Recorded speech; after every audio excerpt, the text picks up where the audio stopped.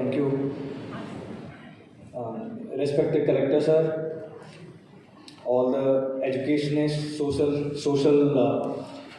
industrialists, and people who have actually given so much support to this Jalna Education Foundation. Those who are present in the attendance today, और हमारे सभी बच्चे, उनके parents, सबसे पहले मैं बहुत बहुत कंग्रेचुलेशन देना चाहूँगा बच्चों को, जिन्होंने इतनी मेहनत करके आज they have actually earned it. Literally, they have earned the scholarship they have got. और उसमें उन बच्चों का रोल नहीं है, उसमें बहुत बड़ा रोल उनके टीचर्स और उनके पेरेंट्स का भी है। तो उनका बहुत बहुत अभिनंदन कि उन्होंने इतनी मेहनत करके अपने बच्चों को यहाँ तक पहुँचाया। उसके बारे में एक आपको शायद पता होगा, एक मैंने कहीं पे शायद पढ़ा था कि एक आइसबर्ग पैराडॉक्स होता है। आपने किसी को शायद पता होगा क्राउड में कि आइसबर्ग पैराडॉक्स क्या होता है। आइसबर्ग कभी किसी ने देखा है? पिक्चर्स में देखा होगा, रियल लाइफ में तो मैंने भी नहीं देखा, पर पिक्चर्स में देखा है। तो एक बहुत छोटा सा एक आइस का पहाड़ होता है, छोटा सा टेकड़ी टाइप होता है वो, और वो ऐसे पानी पे फ्लोट कर रहा होता है। तो जब हम उसको देखते हैं तो देखते हैं अरे वाह, इतना बड़ा, मतलब पानी के ऊपर इतना बड़ा आइसबर्ग कैसे फ्लोट कर रहा है, तो बड़ा आश्चर्य लगता है अपने को। पर अगर आइसबर्ग का अगर रियल जियोफिजिकल स्टडी करेंगे तो उसका 90% जो हिस्सा होता है आइसबर्ग का, वो आइसबर्ग के नीचे होता है, पानी के नीचे तो दिखता ही नहीं। तो मुझे लगता है हमारे लाइफ में जो हमारी जर्नी ऑफ लाइफ है, इसमें जो 10% ही ऊपर से दिखता है, क्योंकि जैसे अभी मैं IAS ऑफिसर हूँ तो आपको लगता है अरे वाह ये तो IAS ऑफिसर है, पर जो 90% उसके नीचे आपकी जो मेहनत और स्ट्रगल और पूरी ज़िंदगी में आपको जितनी एकदम ऐसी आपको चैलेंजेस फेस करने पड़ते हैं, वो जब मुश्किलें होती हैं, वो 90% वो पूरी जो लेयर के नीचे होती हैं, जो कभी भी किसी को दिखती नहीं, वो ही एक रियलिटी होती है। वो ही किसी भी पर्सन का जो स्ट्रगल होता है वो कभी दिखता नहीं, उसकी सक्सेस ही दिखती है। पर जो नीचे जो स्ट्रगल होता है, जो फाउंडेशन होती है उस आइसबर्ग की, किसी भी पर्सन की, किसी भी स्टूडेंट की पर्सनैलिटी की, वो बहुत धीरे over the hundreds of years बनती है, और उसके बाद ही वो वहाँ तक पहुँच पाता है। तो मुझे लगता है कि अभी आप सब बच्चे हैं, तो मैंने आइसबर्ग पैराडॉक्स क्यों बताया आपको? मैंने इसलिए बताया कि आप आजकल सोशल मीडिया यूज़ करते होंगे। सोशल मीडिया में आपने इंस्टाग्राम पे देखते होंगे इतने successful they put the pictures, तो आपको एकदम influence, you must be getting influence by it कि अरे वाह कितनी अच्छी पर्सनैलिटी है, he is so successful, she is so successful.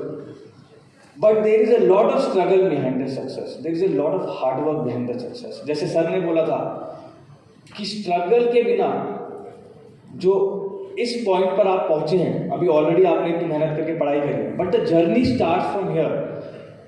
जो आपकी लाइफ की जर्नी है, जो आपकी लाइफ का बहुत बड़ा प्रवास है, वो यहाँ पर शुरू होता है। क्योंकि अभी आपको स्कॉलरशिप मिल गई, पर स्कॉलरशिप के बाद आप स्कॉलरशिप को कैसे यूज़ करेंगे, आप अपनी पढ़ाई कैसे करेंगे, आप अपने मेडिकल एजुकेशन, CA एजुकेशन, जो भी आप करना चाहते हैं, इंजीनियरिंग स्टडीज़, उसमें आप कितना स्ट्रगल करेंगे, आपकी ओवरऑल पर्सनालिटी को कैसे बनाएंगे, वो सब जो नीचे से आइसबर्ग छोटा छोटा बन रहा है ना धीरे धीरे, उसको ऊपर तक आने में थोड़ा टाइम लगेगा।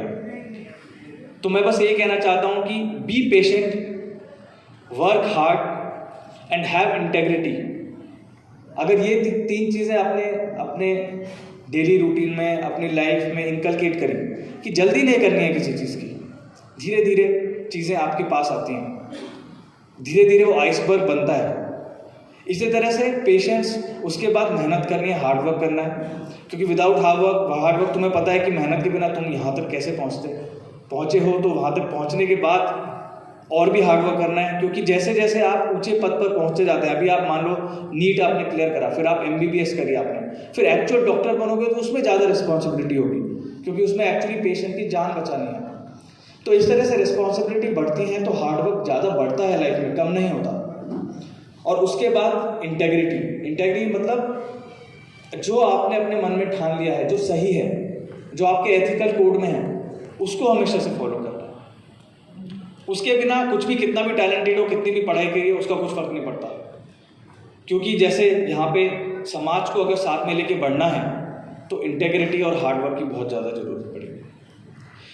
और इसके बाद मैं एक छोटी सी एक चीज़ बताता हूँ, मुझे अभी याद आई। जब मैं बच्चा था, अराउंड में आई थिंक क्लास 4th या 5th में था, और मुझे बहुत क्लियरली ये सिचुएशन याद है।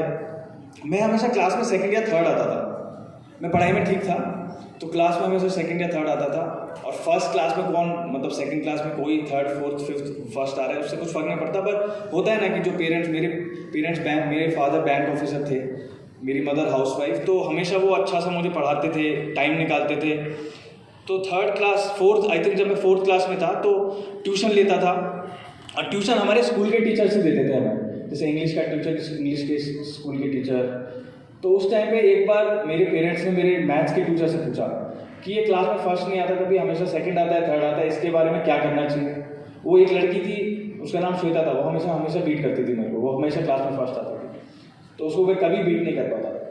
तो पेरेंट्स ने उसे ट्यूशन टीचर से पूछा, तो ट्यूशन टीचर ने क्या बोला कि फर्स्ट आ जाएगा आप, मैं अगले जो मिड टर्म का पेपर बनाऊंगा उसके जो 5 क्वेश्चंस आने वाले हैं वो मैं आपको बता दूंगा पहले। तो ऑब्वियसली मेरे को जब क्वेश्चन पहले से पता होंगे तो मैं फर्स्ट आ सकता था क्लास में। पर मेरे पेरेंट्स ने उसी समय मेरे सामने उस टीचर से बोला कि नहीं, क्वेश्चन बिल्कुल नहीं बताने, बस पढ़ाना है। क्वेश्चन बताओगे तो अभी फर्स्ट आ जाएगा, पर